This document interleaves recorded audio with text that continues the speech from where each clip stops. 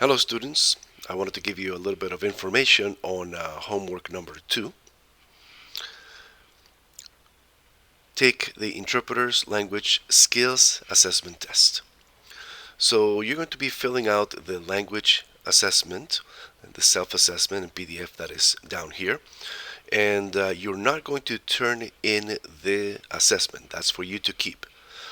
But what I do want you to do for this assignment is after you complete the self-assessment, what were your findings from part 1 skills, your findings from part 2 experience, what areas of growth in the professional development did you list and in what order, to what industry did you apply this assessment, legal, medical, educational, business, and what did you learn from this exercise. So it doesn't matter how experienced or if you're at the beginner level, knowing your knowledge, skills, and abilities that are needed in this industry, this helps you embark in the interpreter translator journey and help you prepare to be more proficient. So how do you fill this out?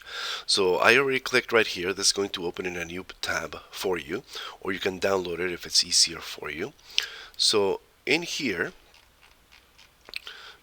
these are the instructions and a little bit of introduction of do you want to become a court interpreter. Of course you need some skills. You can read through these, what is required as a court interpreter. But the questionnaire starts here, and the questionnaire has two parts. First, you'll be rating yourself in the KSA's knowledge, skills, and abilities that are required for court interpreting. And then, in part 2, you'll be assessing your current level of experience interpreting in a professional courtroom setting. For some of you, this is going to be zero experience, and that's fine. This is what this assessment is for. So in here, you're going to rank how knowledgeable or skilled you believe that you are in each skill area required for court interpreting using the following scale. So to get a number 1, you can confidently say, I am very knowledgeable or skilled in this. For a number 2, I know a good amount about this, but would be useful to learn more. Number 3, I have some knowledge or skill in this, but it would be useful to learn more. And number 4, I currently know little to nothing about this, but would like to learn more. So you'll start here, linguistic skills. The first part tells you why this is important in a court interpreting setting. Court interpreters are required to have a high level of language proficiency, this is important, in all languages for which they will interpret. So when you answer these questions, consider all the languages into which you will work. So in our case, in our class, Spanish and English. So successful candidates will possess an extensive knowledge of general vocabulary, legal terminology, slang, and idiomatic expressions. In what? In both languages. In our case, in English and Spanish. So when you talk about these and when you read these KSAs, I would consider your lower language skill. For example, you might say, yes, I am very knowledgeable of general vocabulary, but I don't know about legal terminology just yet. I do know the slang and idiomatic expressions in English because you grew up in the United States, but I'm not so sure about the slang and idiomatic expressions by themselves or equivalent in Spanish.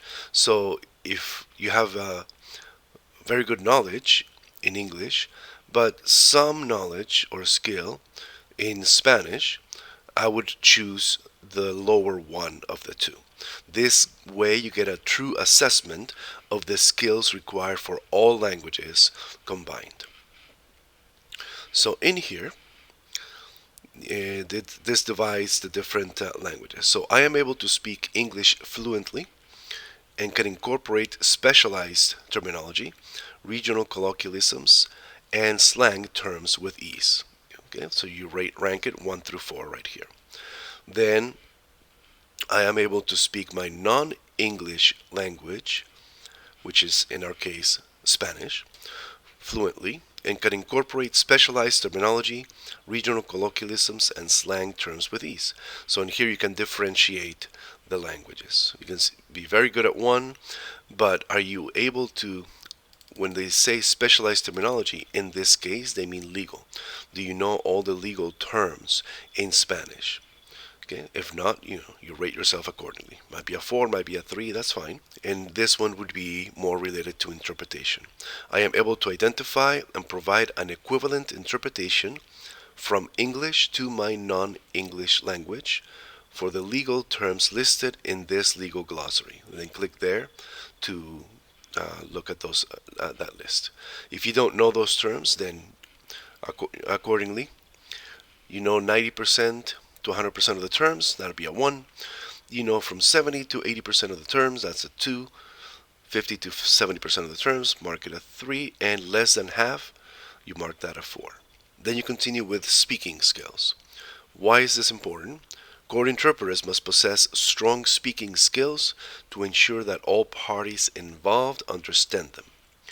Competent speaking skills include pronunciation and intonation, neutralized accent, good diction, and the ability to speak softly or to project when necessary.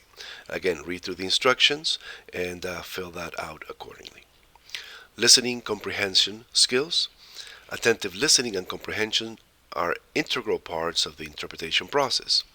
Court interpreters must be able to understand different rates of speech as well as different accents. So read through the instructions and mark that accordingly. Reading comprehension skills. Why is this important? Because court interpreters are required to review and comprehend a broad range of documentation that includes grammatically complex structures and specific terminology. Successful candidates must be able to read documents quickly and understand the meaning and detail of those documents with very little to no preparation. How good are you at that? Okay, so you can answer these questions in here and rate your skills in this area. And interpreting skills. Successful court interpreters are able to communicate effectively using the 3 modes of interpretation: sight translation, consecutive interpretation, and simultaneous interpretation.